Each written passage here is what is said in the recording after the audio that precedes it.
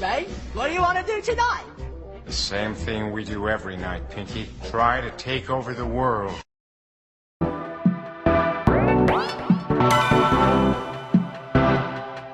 You might think that getting into the IT field is impossible without a computer science degree, but Tech Coach Ralph is here to prove you wrong. Get ready for some jaw-dropping revelations on how to break into this lucrative industry. Listen up, tech enthusiasts! Are you ready to break through into the IT field, but feel like you need a computer science degree to make it happen? Think again! Tech Coach Ralph has some exclusive, mind-blowing secrets to share with you. Get ready to be blown away by his jaw-dropping revelations on how to break into the tech industry without a computer science degree. So get your notepad ready, because Tech Coach Ralph is going to change your life forever. Buckle up, because you're about to embark on a journey to success in the IT field.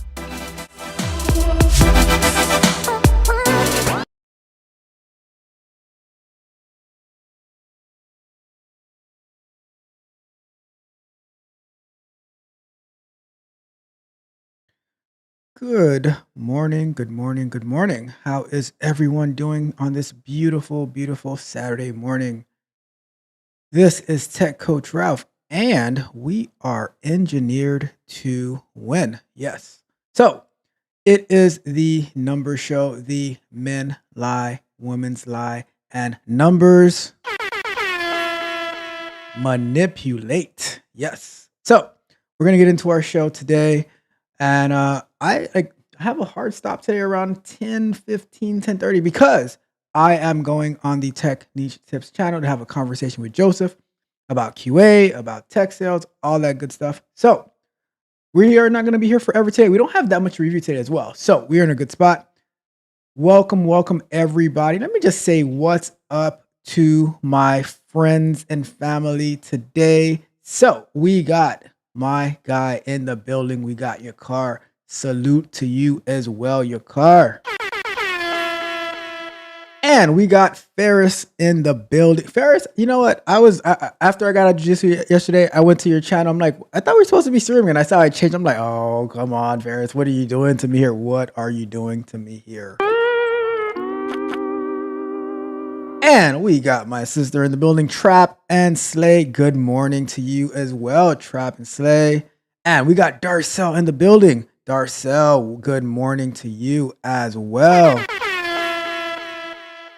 All right, we're going to get. Oh, we have Jennifer in the building. Miss Jennifer, not just it's Miss Jennifer in the building. Good morning to you as well. And hey, sometimes you got to do what you got to do. Ralph got the arts. You got to do what you got to do sometimes, all right? Happy Saturday, everyone. And Ferris said, 4 streams in a week. Nah, not even monetized yet. I hear you. Monday it is. All right, so let's get into our numbers show for today. All right. Money. Your car hit us with a super chat already. What is going on? Let's read that. We have to read that. All right. So your car says, let's go. Let's get it. Appreciate your consistency and your hard work. The other broadcasts can wait. We want to have a tech party at this venue. Oh my goodness. Hey, I gotta be there though. I gotta be there. So I agreed. But it's gonna be fun because I'm gonna carry the party over there and we're gonna have some fun and we're gonna do what we do because we bring the energy wherever we go. Nothing changes. We bring that energy everywhere, right? So let's get into our numbers for today. So let me switch screens. And we are in there. So let me zoom in on this a little bit. And throughout the show, we'll have conversations about this and let me know your thoughts. Today we only have, what do we have today? So we're going to look at the numbers to watch from Monday that we're going to be reviewing today. We have, then we're going to be looking at from Tuesday, the Bureau of Labor Statistics, Producer Price Index. We're going to be looking at from the Consumer Price Index for Bureau of Labor Statistics, as well as the U.S. Commerce Department. releasing their retail sales report for April. And then Thursday, the U.S. Department of Labor released their initial jobless claims for the previous. I have to find that link, but I have it up here somewhere. So let's jump into it right away. So the numbers to watch this week. So this is we reviewed this on Monday. Where's my happened to my camera? Wait a second. What's going on with my camera? Let me figure that out. 1 second. What happened to my camera? Hold on. There we go. So let's go to. All right. What was that about? What was that about? All right. So we're back. We're back. It's not a camera bug. It was a software bug, but we're back. We are back. All right. We don't miss. We don't miss. All right. So let's get into it. Wait, is that Mitch I see here? Is that Mitch? Mitch. Oh, okay. All right. You know, when Mitch gets here, we have to hit it with the. Hey. So Mitch says, Clark Kent, they trying to test us, Ralph. They know what we on. Oh my, we have Mitch in the building. Welcome, Mitch. Because you know this show is so hard to do without your car and Mitch. So welcome, you guys. And if you are joining us, please do me a big favor: like the video, share the video, subscribe to the channel, and hit the notification bell. All right. So let's get into it. So numbers to watch for this week. Inflation returns to the spotlight this week when a key gauge is likely to show price growth slowed in April after several months of above expected gains. It's let me switch this around. My mouse working. All right, need the right mouse. You gotta have the right hardware. You gotta have the right hardware. All right, cool. So there we go. So so it says inflation returns to the spotlight this week when a key gauge is likely to show that growth slowed in April after several months of above expected gains. The consumer price index, excluding volatile items such as fuel, is expected to increase at a 3.6% annual rate, lower than 3.8% in March, according to Morgan Stanley. That would be welcome news after the consumer sentiment survey on Friday, which we reviewed last Saturday, showed expectations for near-term inflation are the highest in 6 months. The Federal Reserve has said it will wait for price growth to have clearly slowed before starting to lower rates from a 23-year high. And we already reviewed what we're going to be looking at today. So let's just jump right into our first numbers for today. So, and then I want to review this. We came across this article on either Monday or Wednesday about kickstarting your career in 2024, top jobs, industries, cities. So we're going to check that out at the end, time permitting. So let's go to the Bureau of Labor Statistics about the producer price index for April. So this link right here. All right, so producer price index news release summary. This was released on Tuesday, May 14th, 2024 at 8:30 a.m. Eastern time. So the producer price index let me zoom in as well on this because this is a little small for you guys. Go one more maybe. All right, cool, there we go. So the producer price index for final demand rose 0.5% in April, seasonally adjusted, the U.S. Bureau of Labor Statistics reported today. Final demand prices declined 0.1% in March and advanced 0.6% in February. On an unadjusted basis, the index for final demand moved up 2.2% for the 12 months ended in April, the largest increase since rising 2.3% for the 12-month ended April 2023. All right. See this number we're gonna have to figure out a little bit better because I don't really understand anything here that I just read. If anyone in the chat does have a better understanding of it, please share with me. All right. Let's see. All right. So nearly 3/4 of April's advances in final demand prices is attributable. Oh, look at that. Attributable to a 0.6% increase in the index for final demand services. Prices for final demand goods moved up 0.4%. The index for final demand less food, energy, and trade services moved up 0.4% in April after rising 0.2% in March. So the index for final demand, excluding food, energy, and trade services, like pretty much the most important stuff, excluding this, it moved up 0.4% in April after rising 0.2% in March. Okay. For the 12 months ended in April, prices for final demand, less foods, energy, and trade services increased 3.1%. the largest advance since climbing 3.4% for the 12 months ended in April 2023. So, here's a question. Help me out. Are these percentages going up a good thing or a bad thing? I'm not entirely sure yet. So, final demand services. The index for final demand services moved up 0.6% in April, the largest rising since jumping 0.8% in July 2023.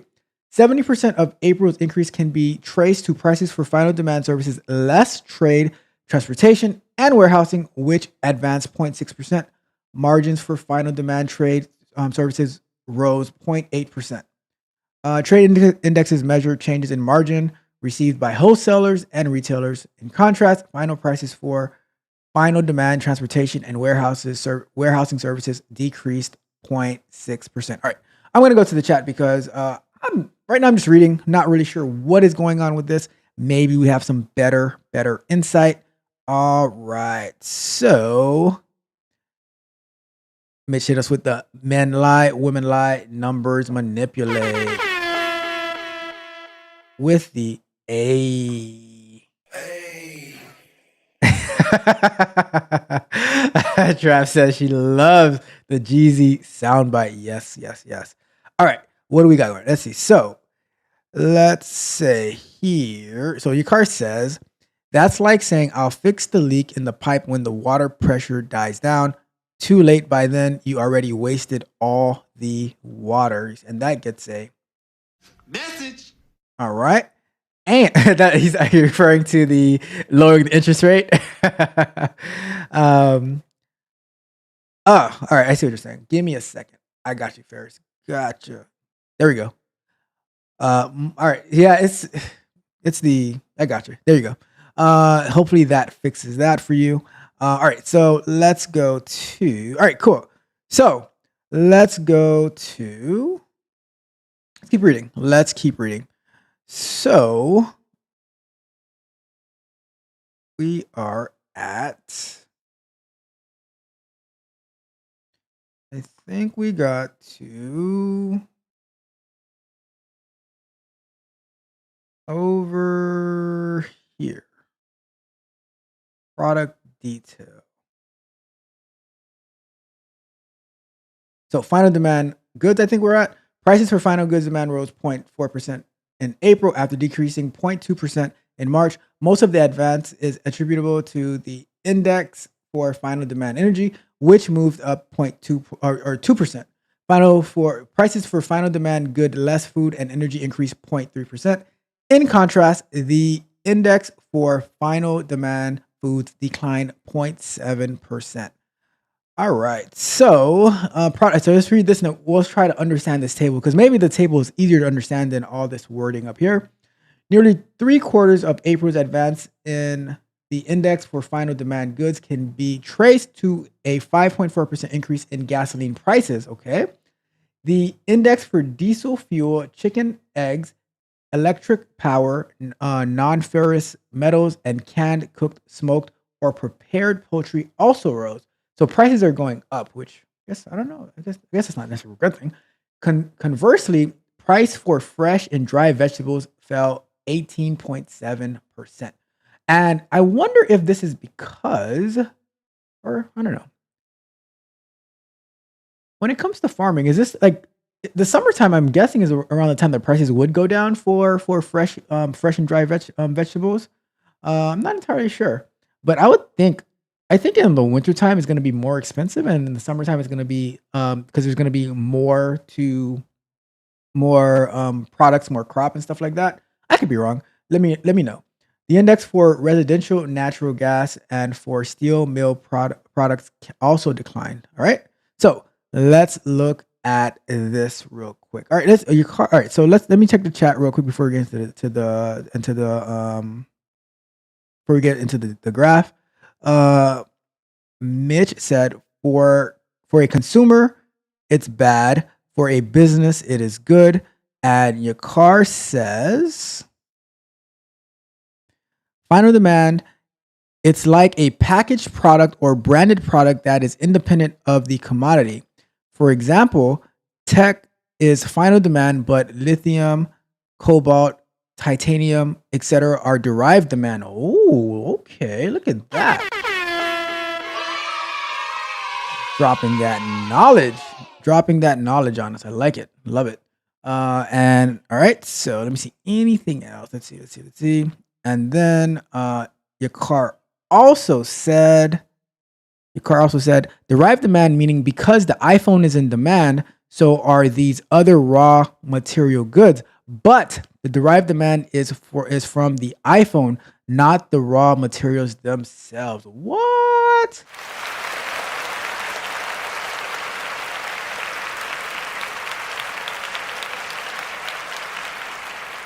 Dropping that game, dropping that knowledge. You know what? Bruh. Yeah, that's some serious knowledge right there.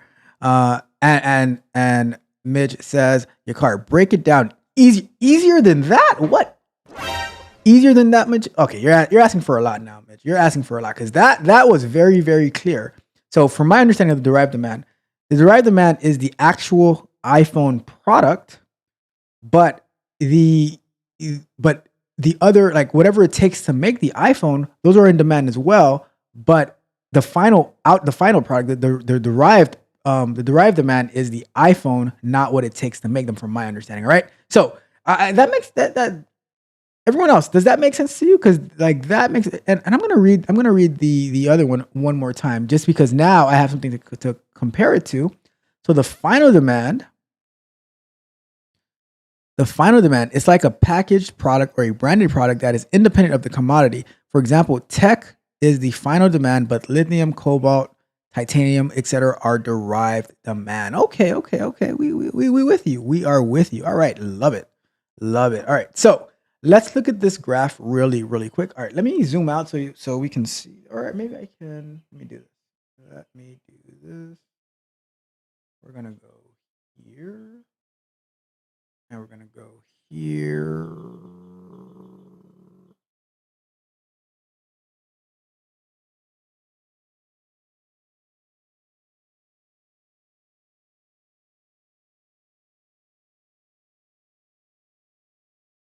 There we go. Okay.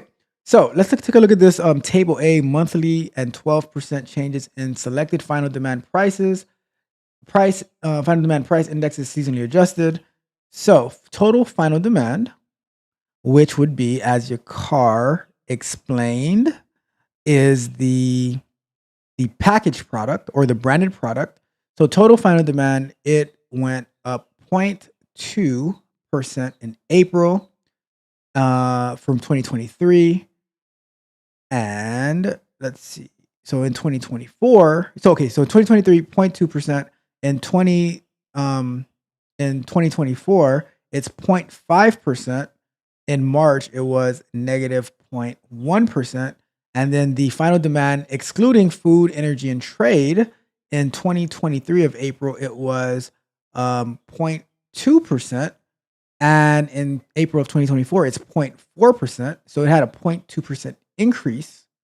But then comparing to March of 2024, it also had a 0.2% increase as well. So the final demand, which is for the packaged product, the branded product, is a point. And I have to go back and watch this and take notes so that next time we come across this form, because it's probably going to be next month we come across this, I don't want to have to go back and, okay, what is final demand again? What is derived demand? So we're going to have to take notes, and you know what? Actually, I'm just going to copy that into our documentation so that when we come across these words again, we can just look them up and say, okay, this is exactly what this is. All right. So now so final demand goods, total foods, energy, less food and energy.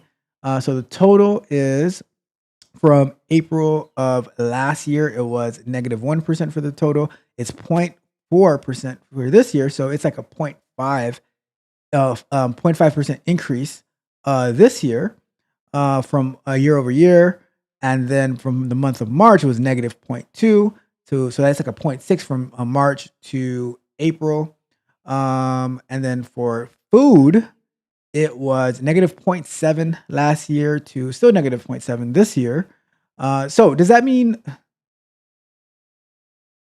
there is a higher demand, or that means there's a less like this, the same amount of demand for food last year, which I guess food is always going to be in demand. I don't know. Unless there's a what do they call that thing?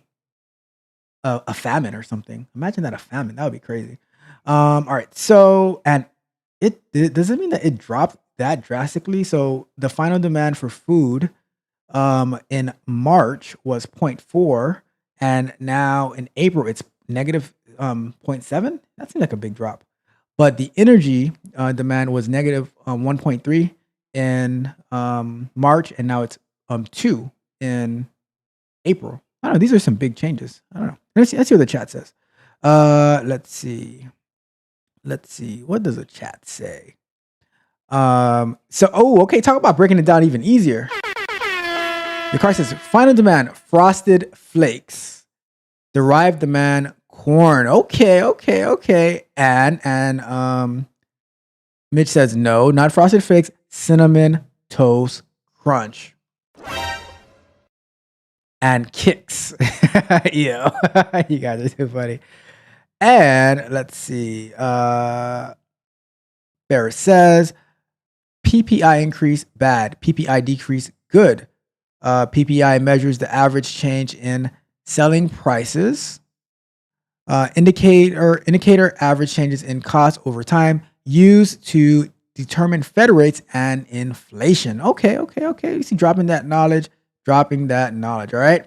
And I said, it says, your car, you tripping, that cereal horrible. I don't even eat cereal. I think all cereal. Like, you guys are talking about me with energy drinks. What about the sugar in cereal, huh? What about the sugar in cereal? Now I'm gonna have to get on you guys for your cereal choices. You see, the tides have turned. All right. Anyways. Mitch says, food will always be in demand, but will you be able to afford it is the real question. That is a good question. Will you be able to afford food? Because food is always in demand. What happened to my there we go. That's a good question. That is a good question, all right? Will you be able to afford it? All right. Your car says, I don't eat cereal. Okay. But how about you, Mitch? Mitch, do you eat cereal? Do you eat cereal? We want to know. And Mitch says, I don't eat cereal how about in your present life, Mitch? How about, do you eat cereal in your present life? And your car says, I'm a grown man. I cook. And Ms. Jennifer says, not as much as energy drinks. Fair. That is a fair point. And Ferry says, food is a social construct. Okay. Gotcha. All right. Anyways, let's keep going. So, breaking down this chart right here, we can see, we see the shifts in numbers. And don't forget, it's also an election year coming up as well. So it's these numbers are going to be adjusted, and that is why numbers manipulate. And that's why we like to look at the raw numbers. And like I was talking to Mitch the other day, and I was saying, you know what would be really cool? If we can just pull this data into an API so that we can make it easier to understand. So imagine this, right? Imagine we have an API where we can pull these numbers in, and then we can have like an easy to understand definition of what exactly we're looking at, similar to like what your car gave us about the definition of derived demand, the examples of derived demand with frosted flakes, kicks, cinnamon toast crunch, right? And that we have like, okay, so this is exactly what this means. So that'll be really, really cool. And that's why I was saying the other day, like, as you work on stuff and as you get new ideas, you're gonna get more and more ideas as you go along. So then we have these numbers, and we say, okay, so this is exactly what these numbers mean, and we just facilitate and automate the process so that we keep it moving, we get to work, and we get to focus on the important things. Because reading through this right here, who understands this? Did anybody like in middle school, high school, did anybody read through this and understand what these mean? Like, your car, Mitch, where did you guys get this information to understand this as well as you do? Was it just something that you were interested in and then you were just like looking into it and stuff like that? Because I don't know, like I never really came across these numbers. You always hear them talking about it and stuff like that. See, there we go, right there. We go right there. The Urban Dictionary of Economic Data. That is a fire idea. I love it. You know what? We're gonna work on that. We're gonna get the Urban Dictionary of Economic Data. Okay, that's what we're talking about. All right. Let's see. So let's get through this real quick. Intermediate demand by commodity type. Let me see. Can you? You can see the screen. It says, within intermediate demand in April, prices for processed goods rose 0.6%. The index for unprocessed goods increased 3.2%. The prices for services edged up 0.1%.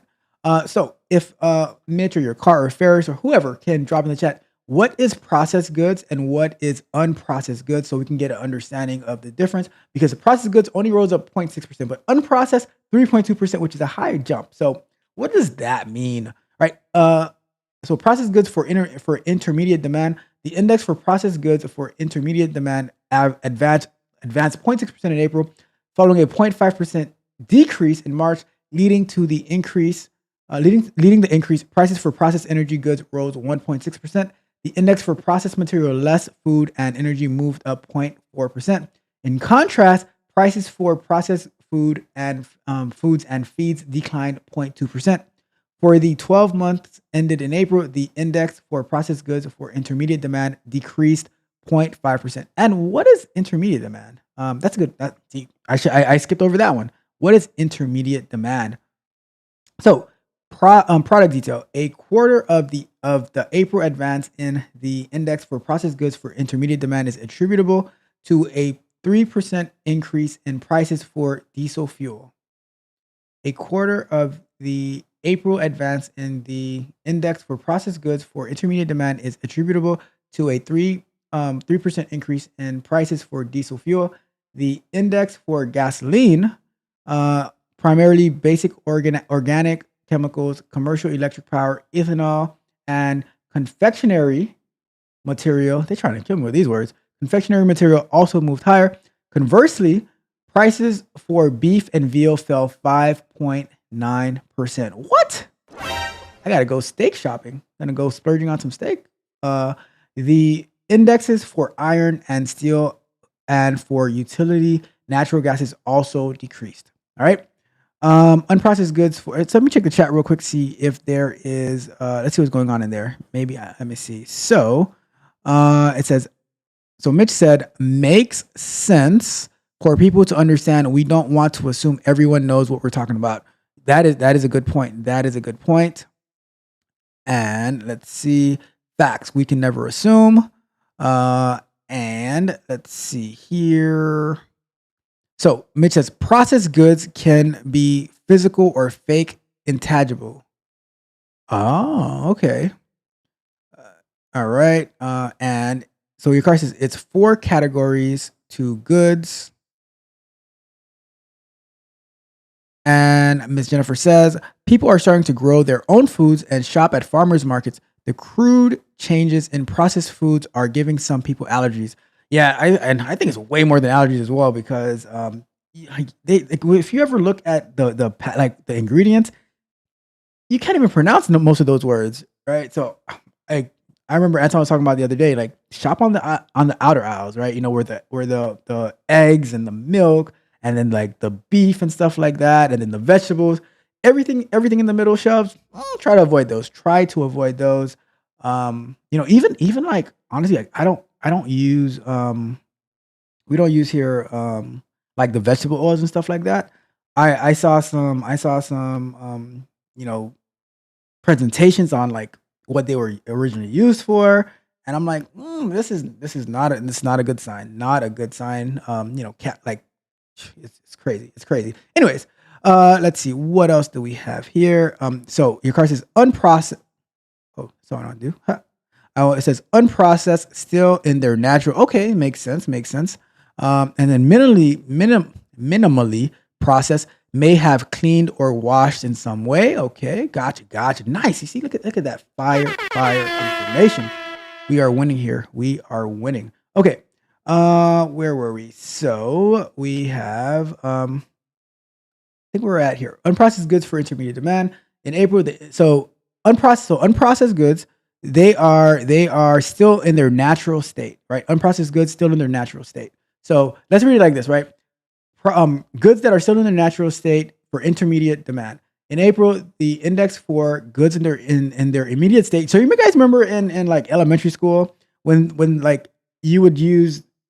So I'm using like the definition in place of the actual word, so it can stick into my mind what exactly it is, right?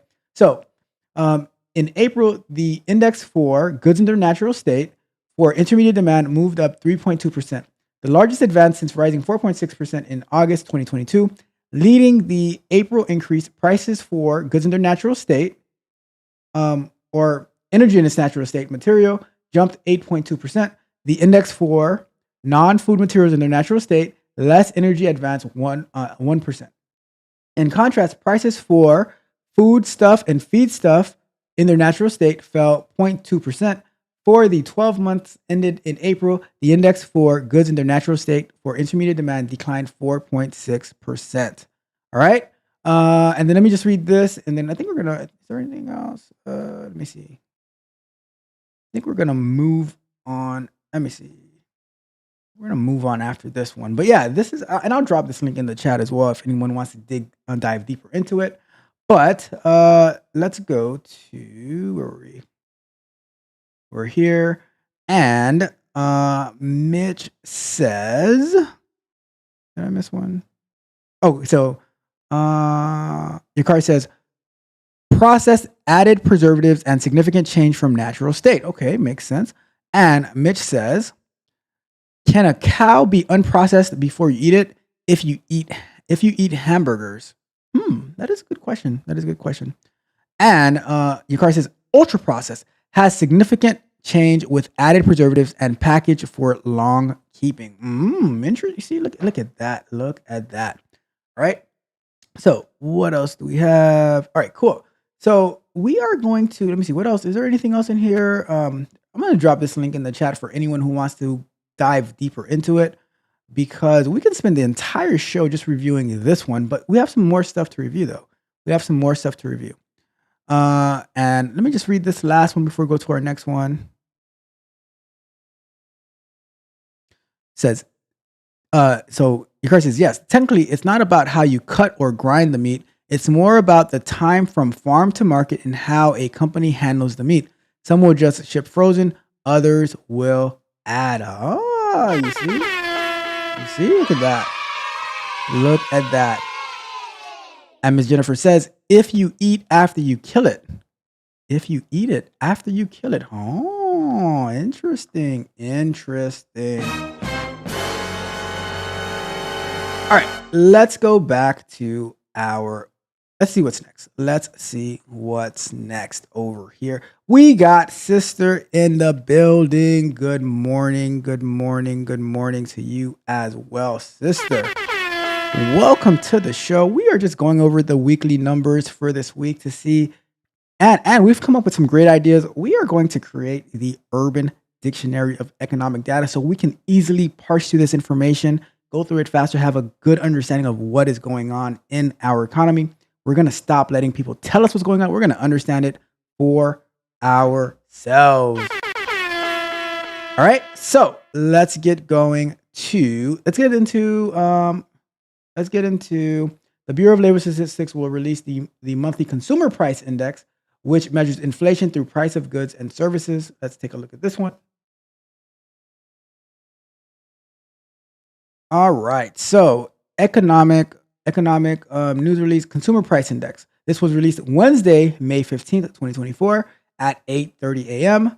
And I'll drop this in the chat as well right now. So, and let's go to paste that, drop that in the chat. So, consumer price index. The consumer price index for all urban consumers increased 0.3% in April on a seasonally adjusted basis after rising 0.4% in March. The U.S. Bureau of Labor Statistics reported today.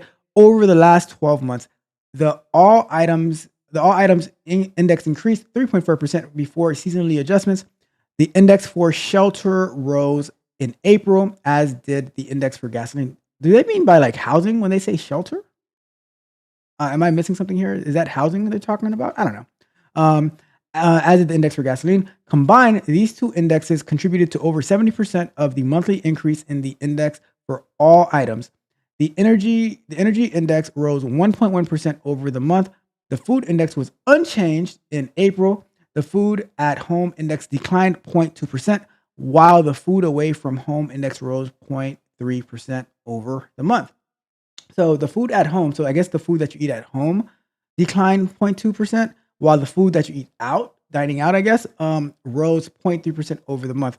So if I'm understanding correctly, correct me if I'm wrong, your car or Mitch or anybody else who knows, right? Are they saying that people ate less at home and more away from home, or the price of food of eating the price of like cooking and eating food at home dropped while the price of eating out rose? Is it like that? I'm not sure. Not sure. But if that's the case, it would make sense because we've been seeing how like the fast food prices have been increasing due to trying to pay fast food workers and stuff like that $50 an hour. I exaggerate, but if it's 25, why not 50? Why not 50? Right? All right. So the index for all items, less food and energy, rose 0.3% in April after rising 0.4% in each of the three preceding months. Indexes which increased in April include shelter, motor vehicle insurance, medical care, apparel, and personal care. The indexes for used cars and trucks, household furnishings and operations, and new vehicles were among those that decreased over the month. So the prices of used cars and trucks, household furnishings and operations, and new vehicles decreased. And it would make sense because as less people are buying houses and cars and stuff like that, due to interest rates and things like that, they're going to be spending less because if you're not moving into a new house, you're probably not going to be furnishing a new your current house or and when you buy furniture, it's supposed to last for years as well, and so interest rates, things like that, it should prevent people from spending everything. And Miss Jennifer says van life as well. Yep. Van life, Tesla life, all these different type of lives. So let's continue. Where were we? So we got to all right here. So all the items rose 3.4% for the 12 months ending April. A smaller increase than the 3.5% increase for the 12 months ending March. The all items less food and energy index rose 3.6% over the last 12 months. The energy index increased 2.6% over the 12 months ending April. The food index increased 2.2% over the last year. And if we look at this chart real quick, seasonally adjusted changes from preceding months. All items 0.1. So October was 0.1, and then we go all the way to 3.4%. Unadjusted 12 months ended in April of 2024 for the 12 months. This last month was 0.3%. So it goes all right. So and then it breaks it down for each one of these over here. Let's see. Gasoline had a 2.8% increase. Energy commodities 2.7. Energy as a whole 1.1. Energy services had a 0.7 decrease, and electricity had a 0.1 decrease. Utility piped gas had a 2.9 decrease. New vehicles are decreasing 1.4 for used cars. Apparel, people are still buying some clothes though. People are still buying clothes. Medical care commodities. What else we got? Transportation services, medical care services. Food did not. Food at home or food didn't really go anywhere, but food at home decreased as we read. Food away from home increased. Okay, and if we look at the unadjusted 12 months, right? So food at home is 1.1, but food year over year is 4.1. So that is very. And if this is like the price, meaning that the price is increased, then that means that the new laws that are being put into place for like paying people way more than they should for particular jobs is really going to affect these companies. So it is what it is. All right, so we don't have to jump into all of this stuff because it's pretty much going to be breaking down everything that we just read up here. So let's keep going. Let me take a look at the chat. Let me go to full screen. I haven't been in full screen in a while. Let's look at the chat. Let's look at the chat, and then we will continue. So we had so Mitch said, "Hey, call me a lion, then no more, no more Superman, no more Superman." Aw.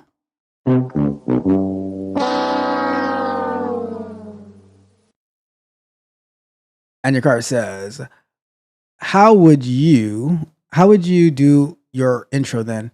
I like loosen the tie and remove the jacket intro. That yeah, I'm curious to know how is that gonna be for a lion? Is it gonna be like a roar? Do I have to get a roar sound now? And I gotta work on that. And it says no, not the van life, not the van life, or the Tesla life. Although Tesla might be I mean, I don't know. Here's you know what? You remember that video for the young lady who was living in her Tesla? Why did she get one of those Tesla SUVs? Not the Cybertruck, but the I don't know the model numbers for the Teslas, but they have that little SUV with the doors that go up. I think that would be a lot more comfortable than whichever Tesla sedan that she had. Just my thoughts. All right. Let's keep going. And Ferris says $70 for a sheep. Interesting. Interesting. And Mitch says, it depends on the sheep. Okay, it depends on the sheep. And your car said, yes, you're correct. Food prices at the grocery store were overinflated for way too long. So it's starting to finally fall. No more $8 eggs. Now they're $7.49. That's a good point. So hopefully there's not going to be any egg swapping, carton stealing type egg stuff. You know, people do crazy things, right? But yeah, okay, got that. And your car says, I buy quarter cows. I have been thinking about getting like a whole piece of a cow and stuff like that. But I think I need more freezers for that. How much space does it take for you to store a quarter cow, your car? I'm curious because I have been thinking about doing that. And let's see. Mitch says, it depends on if it's cheaper to eat home, family size, etc. Some families grocery shop and it only lasts 1 or 2 days.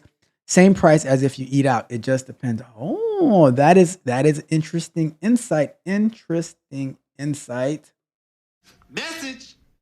All right. Let's see what else. And Ms. Jennifer says, people are tired. They are tired of leftovers at home.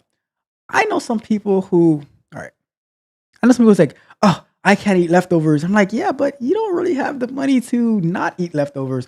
I love me some leftovers. And so for me, sometimes, depending on what the dish is, it tastes even better when it's a leftover. Sometimes I'm like, you know what? Let's cook it. Let's leave it. Let's let it be a leftover so we can eat it when it's a leftover and it tastes like really, really, really good. I'm just saying.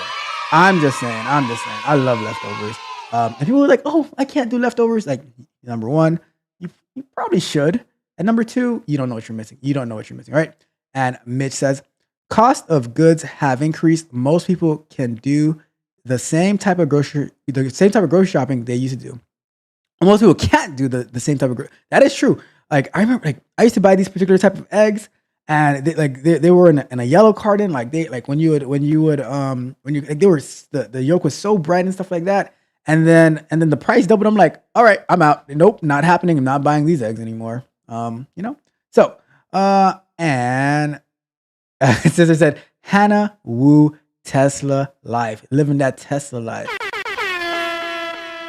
so awesome. And what else? Your car says, get a deep freezer. You can store it in there and have meat for months. I have a deep freezer. I have a stand-up freezer, which is kind of small, and then I have the freezer that comes with the fridge. And I don't think I have enough space for any more freezers, to be honest. But yeah, I think it'll fit. I think a quarter cow would fit. I think a quarter cow would fit. The how many pounds is a quarter cow? I mean, I guess it depends on the cow, but you know what I mean. And it says, Ms. Jennifer says, people are going to start stealing robin eggs out of their front yard and making squirrel McGriddles for breakfast if it gets worse. What? Okay, that sounds extremely, extremely terrifying. Money. What? Oh my God. No way, no way, no how. Sister just hit me up. Oh my goodness. That is too much. That is too much. Oh my god. Sister, thank you so much. I appreciate you. You are so very much appreciated. I that from the bottom of my heart, I really appreciate you, sister. All right. Okay. Let me keep going. Like stop my heart for a second there. Stop my heart for a second there. All right. So let me try to get through this. Let me try to get through this. You guys are trying to keep me on. You're trying to keep me on longer. All right. So after we get past the robin eggs, please no, and the squirrel McGriddles, no. Let's not do that. Just start raising your own garden. Get your own chickens. So your card says pasta sauces taste better the next day. That's a fact. That is a fact. And which says possibly to the squirrel McGriddles. Yeah, let's not do squirrel McGriddles. Let's not do that, please. Let's not do that. The golden egg. I remember those. Yep. And which says I did the same thing. Look, I saw those prices. I'm like, yeah, we're not gonna do that. We're we're gonna go back to the little white eggs until the prices go down. Until the prices go down. Right. All right. So and Fair says bug sandwiches are the future. I hope you're talking about bugs in software and not actual bugs. I'm not eating no bug sandwiches. I'm sorry. Not doing it. I'm gonna have to. I'll just find a way to make more money so I can not have to buy bug sandwiches. All right. And Mitch says the people can't actually afford it. It always feels like they need to have the most expensive. Exactly. Like adjust. You need to adjust. The people that can't. The people that can't actually afford it always feels like they need to have the most expensive stuff. Message. That's true. That is true. All right. So let's just jump over to our next one for today. We did that. U.S. commerce of. Let me open another tab.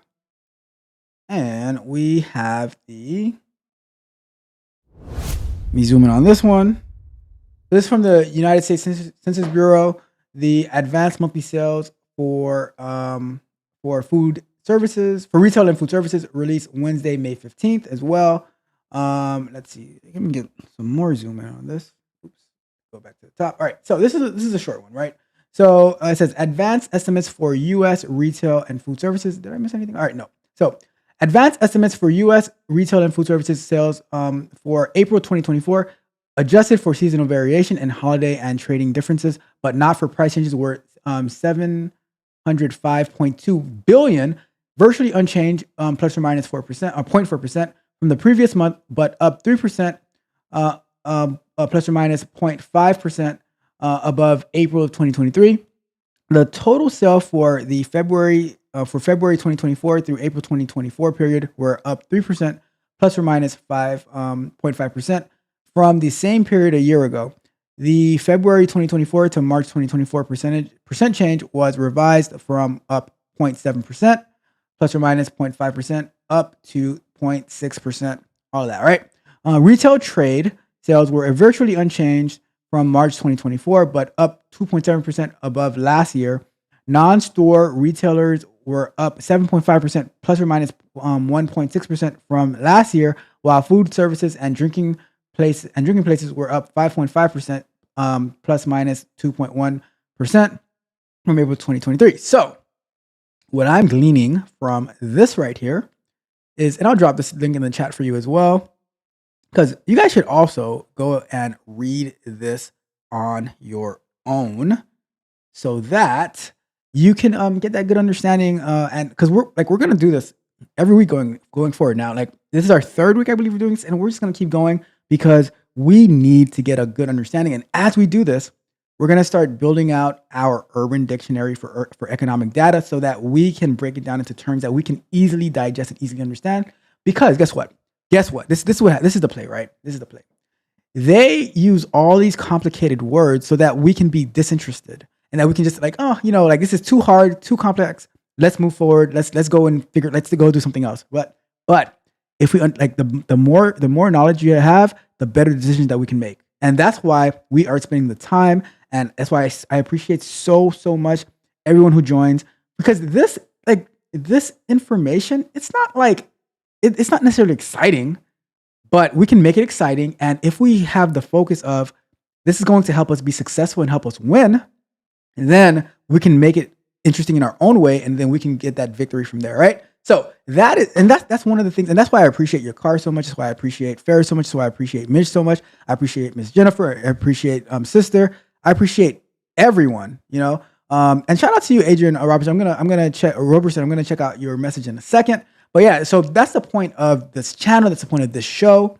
We're very tech heavy, but we also have to be more economic heavy and understand what's going on, because the economy affects everything from food, as we see, to tech, to careers, everything. So we just have to like have a good understanding of everything, All right. So what I'm reading from here, right, from this part right here, it says the retail sales were virtually unchanged from March 2024. Porch, are we getting? Oh my God, your car is doing it again. Your car is doing it again. Oh my God.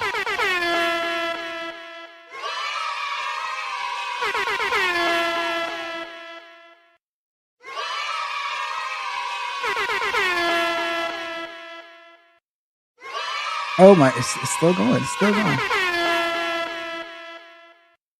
You guys are way too much. All right. But that's we enjoy this. That we are my goal is to take information that doesn't seem very appealing, doesn't feel sexy, and make it fun, make it interesting. And then we're gonna take that and we're going to make it work. All right. So what I'm reading from this, right? It says that non-store retailers, I'm guessing non-store retailers would be like online shopping, for example, right? So like the Amazons, Walmart online, not Walmart in store. And let's say, would you classify would Walmart be also like part of Walmart be falling under the non-store retailers? But like anywhere you can purchase, not going into a physical location, that was up 7.5%. Which, don't forget, because although these stores, let's say the non-stores, right? They are they're growing, but now because oh my God, how about all the actual people working in the stores and stuff like that? But the non-stores now, they open new opportunities. How many different people who are you see delivering for Amazon? There's so many Amazon trucks out there, right? But then there's the people who are delivering the same day in their cars for Amazon. And the whatever infrastructure is needed for Amazon to run, same as for Walmart and whatever other places, right?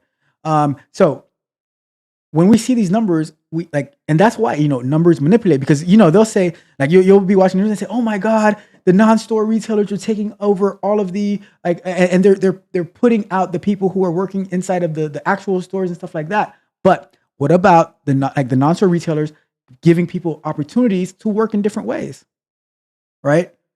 So it's and that's why the numbers manipulate, because they're going to take it to try to make this thing look bad, but we can also see the good that's coming out of it. So many people are getting opportunities in other places, and that's why you have to continue to advance. You have to continue to grow. You can't just be stuck in one particular thing. You have to evolve. You have to be fluid. You have to be liquid, right? Have to be liquid, right? I remember the show SWAT with Shamar Moore. He'll always say once they're about to go out on a mission, he's like, stay liquid, all right? All right, so that is the information, and then there's some reports about it. I'll click on this to see what it shows, but we're not gonna dive deep into this.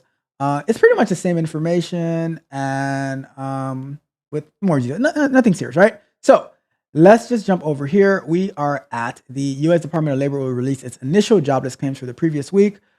This one we should be able to jump through this really quickly, because we have seen it over and over again. Let me see. Where is that? Where's that one? Let me see. It's this one. All right, cool. Got it. Let's go here and let's go here. And let me see if I can zoom in a little bit on this. Can I close that out? see.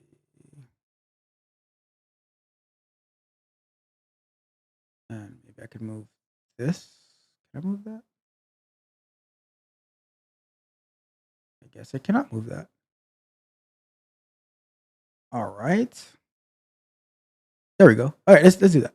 So let's take a quick look at this one. We're not gonna spend the whole day on this. So this was Thursday, May 16th, 2024 at 8:30 a.m. Everything gets released at 8:30, right? So week ending, so unemployment insurance claims. So week ending May 11th, the advanced figures for seasonally adjusted initial claims 222,000, a decrease in 10,000 from the previous week's revised levels.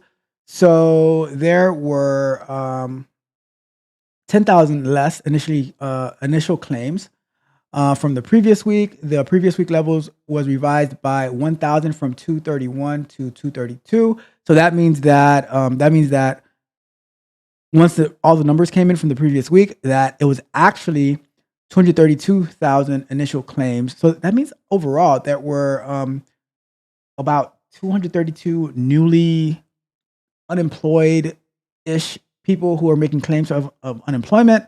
The 4-week moving average was 217,750, an increase of 2,500 from the previous week's revised range. The previous week's revised range was revised up by 250 from 215 to 215,000 to 250. So 215,000 to 215,250. All right. So the advanced seasonally adjusted insured unemployment rate was 1.2% for the week ending of May 4th, unchanged from the previous week's unrevised rate.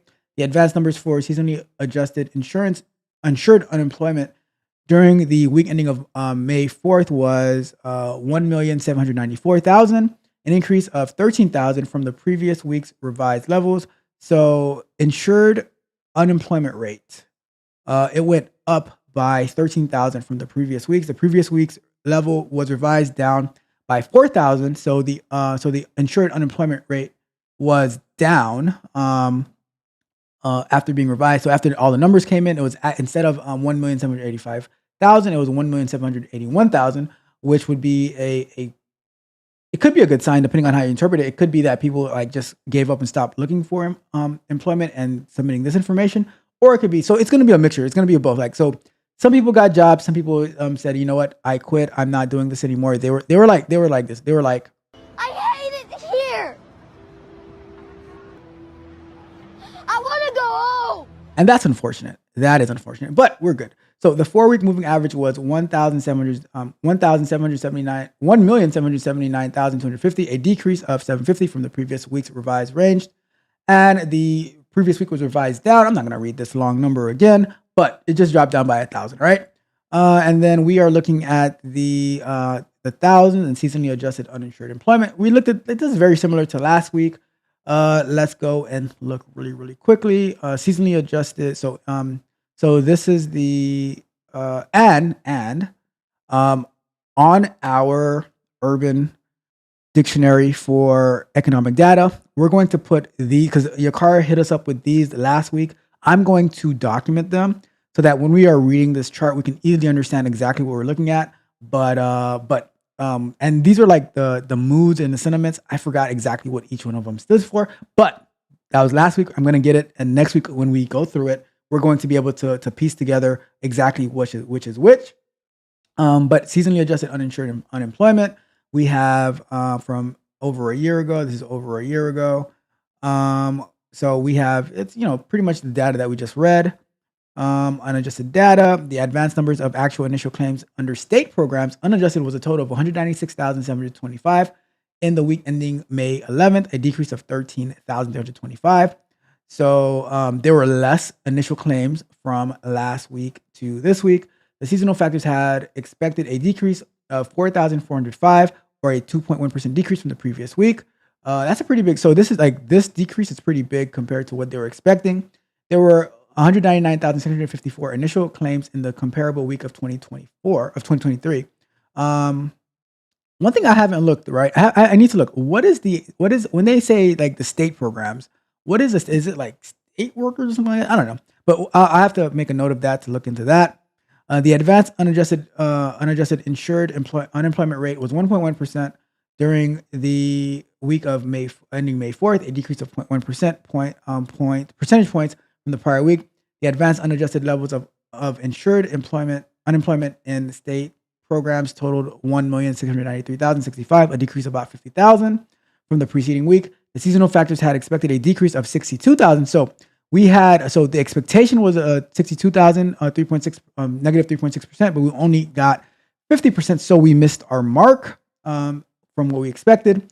A year earlier, the rate was 1.1% and the volume was 1,610,000.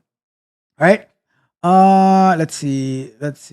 So benefits, the total number of continued weeks of claimed for benefits in all programs for the week ending of April 27th was 1,768,000, a decrease of 10,000. There was 1,686,000 weekly claims filed for all benefits in a year ago. All right. And no states triggered the extended benefits program week ending April 27th. And initial claim for UI benefits filed under former federal civilians employees was 385. So initial claims was 385 for federal civilian employees in the week ending of May 4th, an increase of 42 from the prior week. So 42 new people had initial claim for unemployment. There was 388 initial claims filed by newly discharged veterans, an increase of 37 from the preceding week. And there were 4,764 continued weeks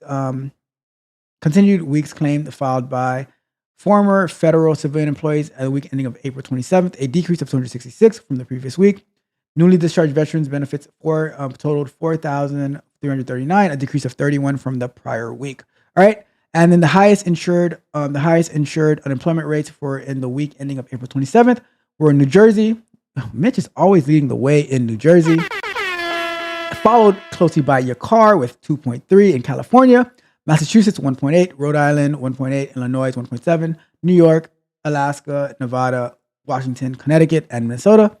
The largest increase in initial claims for the week ending of May 4th were New York at 10,000, California at 3,595, and Indiana with 2,000, Illinois with 2,300, Illinois with 1,800, Texas with 1,200, and while the largest decreases were in Iowa with 1,177, New Hampshire at 435, Connecticut 334, Louisiana 213, and Kentucky. All right. So we're not going to jump into this table, but let me drop this one. Oh, I can't drop that in the chart. But yeah, that is it for this one. Let's go back to full screen. Let's check out the chat really, really quick. And then we're going to go and look at that last article I was talking about. But you might have to carry that over to next week as well because it is pretty long, right? Pretty long. So let's go to, and you know what? We are going to, okay, so let me go over here. And we have Adrian Roberson in the building. Thank you. I'm looking to learn and get into the tech industry. Did I miss something from Adrian Roberson? Let me see.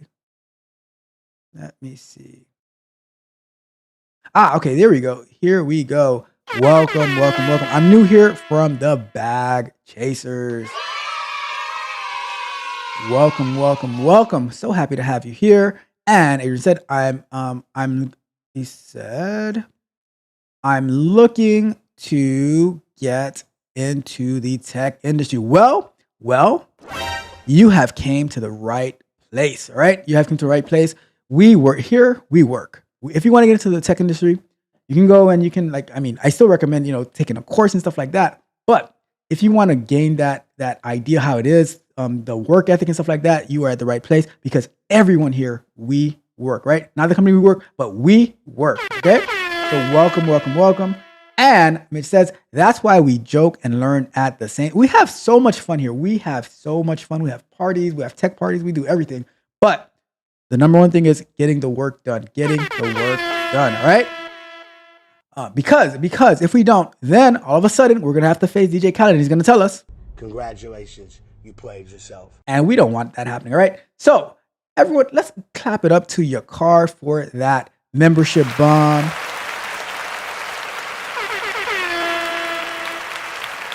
salute to your car. If you got a membership for your car, make sure you thank him personally. Say, at your car, say thank you so much for that membership. I really, really appreciate it. All right. Make sure you thank your car if you got a membership. All right. So let's go over to it says, Mitch says, I believe that the non-stores are growing.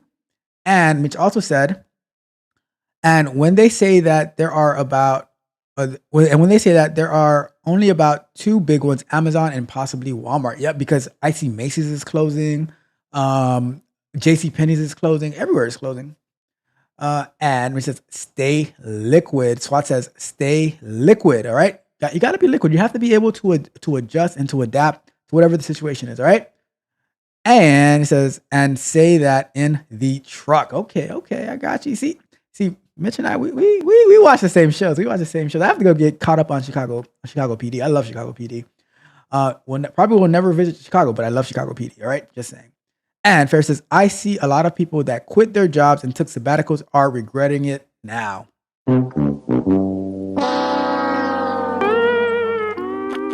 And now they're like, I'm in a bind, Nate.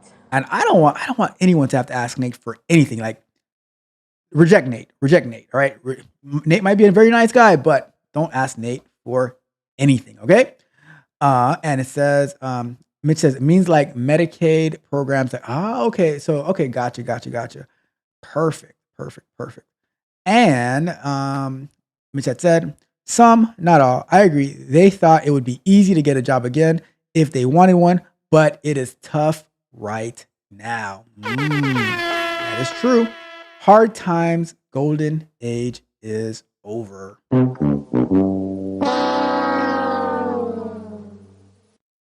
And Mitch also says, some of them went into business for themselves, but the economy right now, they are not making money like the ones were. All right, like they once were. Gotcha, Mitch. But eventually, it will be good again. Hopefully, eventually it will, right? But some got it and some don't. It just depends, right? And your car hit us with, those people were used to all the money flowing into venture capital and tech boom. That money left the market last year, and they are like, what? I can't get a job paying $250K now? What? That is true. And let's see. So, Farrah says,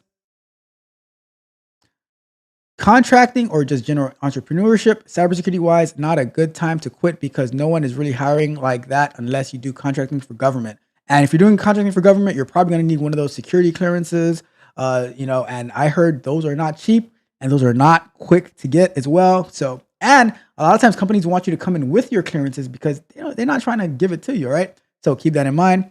And he says, more so entrepreneurship, contracting is still a form of a job, just 1099, all right? And so Chicago PD is the show for real. One of my favorite shows. Especially like, did you, like, Mitch, see I'm going off now. Did you see when Chicago Fire was like starting to, like when it was getting introduced from, I think it got introduced from Chicago PD got introduced from Chicago Fire, I think. And then like they would start giving that little theme music at the end as they were starting to transition. I'm like, oh man, this was that little theme song for Chicago PD. It is like, it really, I have to get it. I'm gonna get it to start the show. That little Chicago PD intro song, all right? But yeah, and it says, Farrah says, true, makes sense, or they can get corporate welfare. All right. So let me just jump. I don't know. We're not gonna have time to go through this whole article. I will save it for next week as well. But we're gonna start digging into it, right? So because it's a pretty important article. Got it off LinkedIn. And all right. So let's just start on it, and then we'll continue next week, right? So this says it was kickstarting your career in 2024. The top job industries and cities to launch your professional journey, right? I'm gonna drop this in the chat for whoever is interested in reading it as well. But I thought it was pretty, like, as we're reading it, there was a lot of numbers in there. And I wanted to, like, this is good for the numbers show because LinkedIn tracks data as well. Now, is the data accurate? let's go with it, right? So, so I'm not gonna read this part because it's like, it's talking about going into here and there. But I wanted to get to navigating a competitive job market, right? So landing an entry level job has been a challenge since the pandemic, and the competition has only grown fiercer in recent years.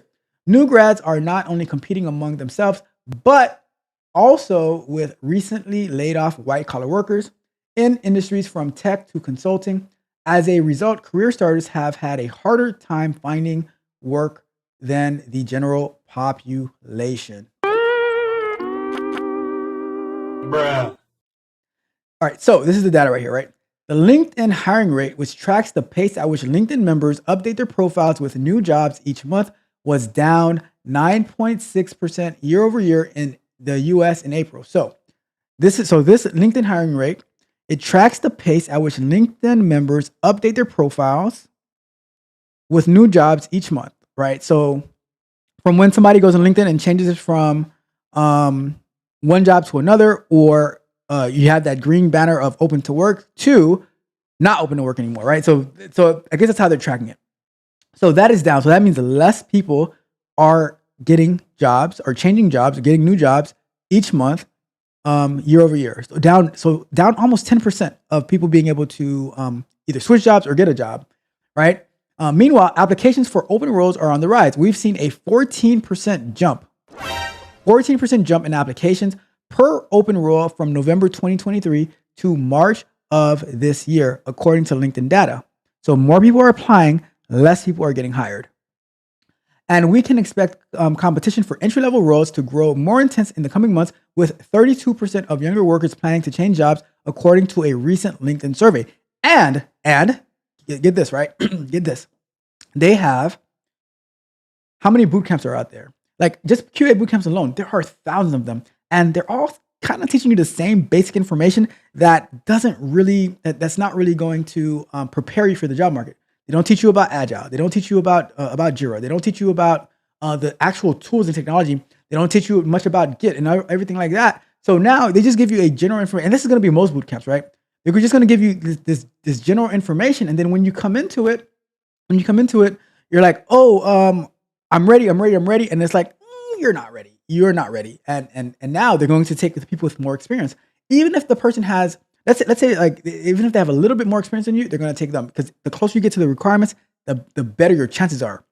Right? So it's a numbers game. All right. So, and we can, all right. So now the labor market was red hot in 2021 and 2022 during the pandemic, right?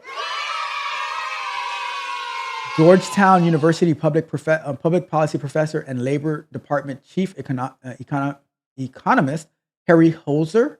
That level was feverishly active. That level of feverish activity has calmed down. The Fed wanted it to come down as a battle against inflation, which means taking some wind out of the sails. Any calming down in the labor market is going to affect new entrants first. That is true. That gets a Message. That is very true.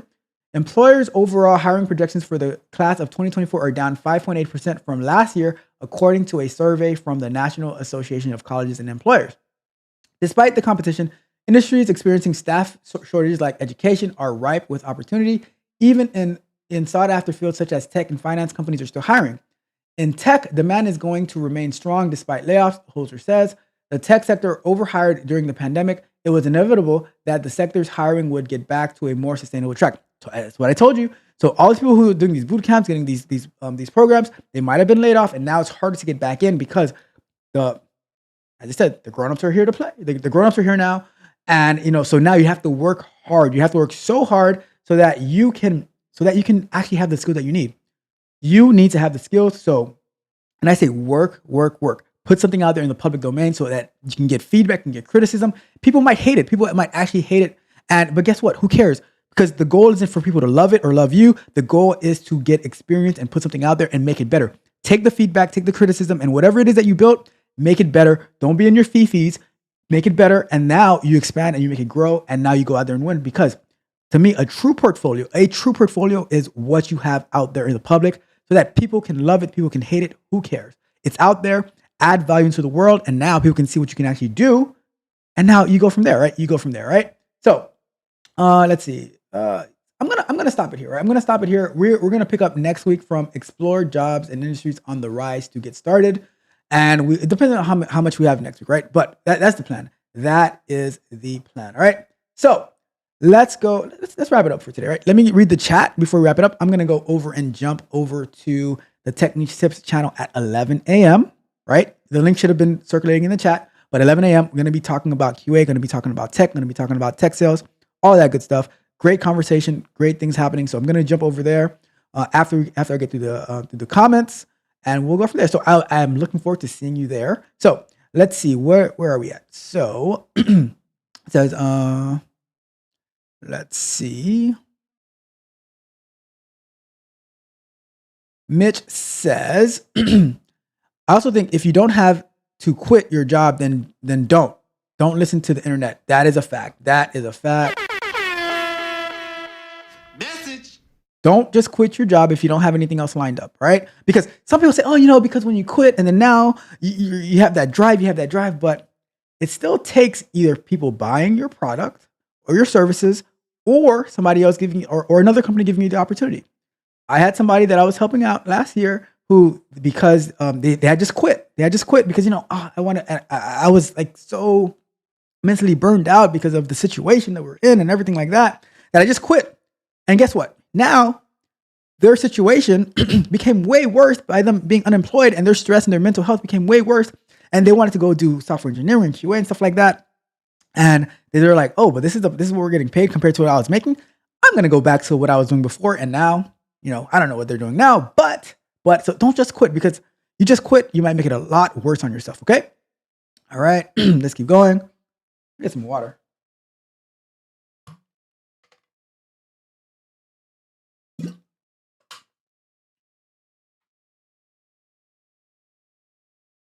All right. Let's keep going. What else do we got? Ferris said, if they tell you to quit, they want your position. Is that the play? Is that the play, Ferris? That might be the play. And it says, you can keep a 9-to-5 and still have a business. Your job is your first investment partner. Ooh, that Message. That is a good one. That is a good one, Mitch. I never even thought about it that way, right? Because we technically do it, but we never thought about it that way. We just think like we get the money. Oh, I'm going to pay for my mortgage. I'm going to pay for my rent. I'm going to pay for my food. I'm going to pay to go out to the movies. I'm going to do this and do that. But why is your job not your first investment partner? If you have a business, if you have an idea, use the money from your job to fund that idea. I mean, you still have to pay for your other stuff, but maybe you have to take a step back from doing all the, taking that lavish vacation and stuff like that to invest in yourself and have your job be that is if I get another one. That is a great point, Mitch. I love that. I love that. That is great. And it says, you are big time with these ads going while you were talking. Hey, man, I don't control the ads. I do not control the ads. All right. And Ferris says, yep, 9-to-5 side hustle, or even 9-to-5 and then 5 to 9. What? All right. I added the 5 to 9 part. And all right, where we at? Your car hit us with, says facts. The more stream of incomes you have, the more recession proof you are. That is totally true. Totally true. All right. And let's see what else we got. Mitch says, Ferris, also 2 9-to-5s. A trick is seeing if you can do 2 different time zones. Interesting. Yep. I mean, and you can have, let's say you work, because I have some friends, right? They'll work at their 9-to-5, and then they'll work in the afternoon for 7 to 12 or something like that. So it just depends. Like your car said, build multiple streams of income, right? And build them in a way that try to optimize it, that they help each other out, instead of having because I'll come across people I want to do tech stuff, but then I also have this dream of doing this totally different thing, where now it's you are literally running 2 totally different things, being having to be knowledgeable in tech and having to be able to do some knowledgeable in some other thing. I understand you might have hobbies and passions and stuff like that, but me, I just turn I piece together my tech ambitions with my hobbies. I make it my hobby. I make tech my hobby so that it can be a cycle of learning and a cycle of winning. All right. And what else do we got? So Ferris says, 12 to 16 hours work day minimum, 8 hours work, and the other hours is something else or upskilling to make more of that initial 8 hours. I find most people are comfortable to be stagnant, then wonder why. Yep. That is true. That is true. And like some days for me are way longer than others, right? So like every other Thursday when I have Scrum Day, and I'm going to make a little bit of modifications to my schedule, but I'll be going to jiu-jitsu and then like early in the morning, and then I'll come and I'll go to work, and then I'll have to participate in all the meetings. Like 3 different meetings for Scrum Day. And then I have to do the Thursday show, which includes a lot of brain power. Sometimes I have a coaching call. And by the end of the day, I'm like, ooh, I am exhausted. So, but yeah, like how much are you working? Like, and it's not you're putting every single 16 hours in, it's not you're putting 16 hours into your company. It's this much time goes into like working for my company, for my job. And then this much time I invest into myself. How much time are you investing in yourself? I think it should be equal to the amount of time that you're investing into your company. 3,760 hours in a year. How many hours in a week? I don't even know off the top of my head, but you can put some time to invest in yourself, and then it should be less time of enjoyment and having fun and more time of investing into yourself. That's you might disagree, but that's my thought. That is my thought. All right. So let's keep going to wrap it up. So Mitch says that's a good idea. I'm trying to do 3 jobs to be on. What? And Mitch also said, most rather party even now. They want it, but don't want it. They really want a handout. And your car hit us with, how do you slow down the labor market, increase interest rates to make borrowing more expensive, therefore only allowing for big players to stay in while smaller players get out? Hey, you know how it says, I mean, is that much different than what Marlowe did on The Wire? Is that much different than what Marlowe did on The Wire? Because he had Stringer Bell and Avon's Barkdale and everyone be like, they were like, I hate it here. I want to go home. That's how they sounded, right? And let's see, so kind of crazy to me how people just gave up and decided to just live off debt and live their lives. Well, I mean, I don't know. I don't know. We don't know. That's good. That's good to do if you can sustain it. Some do it just for a period of time. And let's see, we got that one. All right. So Ferris says 2 remote jobs, 1 job doing home care, cut out the rent, lower cost of living, $750 per a month flat. All right. And your car hit us with this. He says, Message. Quitters never win. Yep. That's true. That's true. And is I'm not all foolishness. Nope, you are not. You are definitely not all foolishness. All right. All right. So that being said, I am going to get out of here. Let's see here. So it says, Ralph, do you ever just relax? Some people will say I need at least half a day to relax, watch TV, Netflix. Do you? So I do just relax, right? I do whenever all the work is done. When all the work is done, right? At the end of the day, if all the work is done, then I'm like, all right, cool. Let me take about an hour or so, and I usually fall asleep during that relaxing time, and then I wake up and I go to bed, and then in the morning we're right back at it again. And I look at my calendar. I use my calendar like religiously. So if there is a time that I want to use to do something, I am going to schedule that. Like I say, I'll like in advance, right? I'll say, okay, I don't have anything planned for today, or for not today, but for like 3 Saturdays from now, right? So I'm going to block off that time to, okay, this is the time that I'm going to go do something that is quote unquote fun. And then that time is scheduled and we go from there. But it's not going to be like, oh, I don't wing anything, right? I don't wing anything. Everything has to be planned. Everything has to be scheduled, right? So that is how I see it. All right, that is it for today. I have to go over and jump over to Techniques Tips in about 15 minutes. So hope you guys had a great time today. I had so much fun with you guys. And, I said 10:15, but I said, but we're here. We have to put in the work. We have to put in the work, as your car said. Your car said, no, we don't end until we are complete, until it's over. So we don't stop when we're tired. We stop when we are done. All right. So with that being said, thank you guys so much for tuning in. I have a question for you guys. I have a question. Reviewing all these numbers, all this data, it can be quite daunting, but. Are you not entertained? Are you not entertained? Is this not why you are here? I am quite entertained. I had a wonderful, wonderful, amazing time. And because, here on this channel,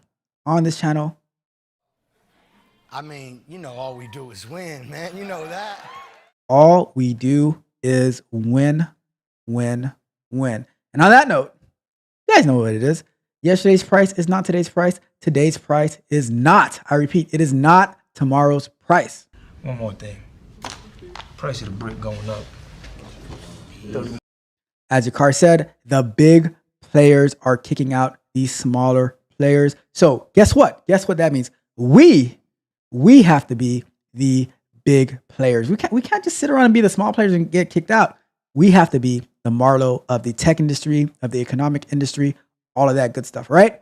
And on that note, I am going to get out of here. Thank you guys so much for tuning in. Jump over to Techniques Tips. I'm going to be over there. We're going to be talking, having a great conversation. And with that being said, thank you, Yakar. Thank you, Mitch. Thank you, sister. Oh my God. Thank you, sister, so much. I really appreciate you. Thank you, Miss Jennifer, for tuning in. Thank you, Ferris. Thank you, Adrian, everybody who tuned in. Darcel, thank you so much. You guys have a wonderful Saturday. You guys take care. I am out.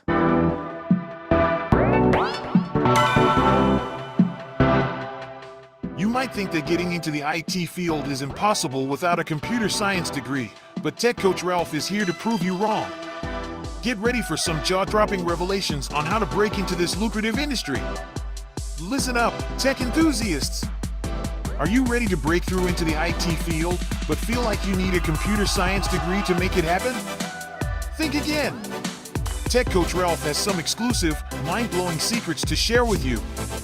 Get ready to be blown away by his jaw-dropping revelations on how to break into the tech industry without a computer science degree. So get your notepad ready, because Tech Coach Ralph is going to change your life forever. Buckle up, because you're about to embark on a journey to success in the IT field.